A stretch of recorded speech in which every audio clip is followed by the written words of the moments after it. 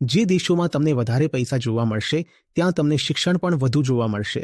કારણ છે જો શિક્ષણ બહુ ઓછું હોય અને પૈસા આવી જાય તો શું થાય? બરબાદી જ થાય. 1990 સુધી ભારત અને ચીનની પ્રતિ વ્યક્તિ આવક લગભગ સરખી હતી. 1990 સુધી બંને દેશોની સાક્ષરતા દર પણ સરખી હતી. આજે ચીનની જનસંખ્યામાં મુશ્કેલથી 2 થી 3% લોકો હશે જેને સાક્ષર ના કહી શકો, નહીંતર બધા જ સાક્ષર થઈ ગયા છે. આપણે હજુ પણ 80% નથી. જેટલા આપણે સાક્ષરતામાં પાછળ એટલા જ પ્રતિ વ્યક્તિ આવકમાં પણ પાછળ. આજે તેમની આવક આપણા કરતાં 5 ગણી વધુ છે. તમે અંદરથી શિક્ષિત થશો, બહારથી પણ ધનવાન થવા લાગો છો.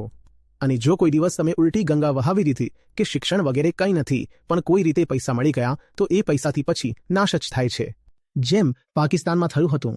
જીઓપોલિટિકલ સ્થિતિ એવી હતી. જે સ્થાન છે દેશનું એ એવું હતું કે 80ના દશકમાં તેમને ખૂબ ડોલર મળ્યા સોવિયત સંઘ સામે લડવા માટે. તો એ ડોલર્સનો ઉપયોગ કરીને પાકિસ્તાને પોતાનું નુકસાન જ કર્યું.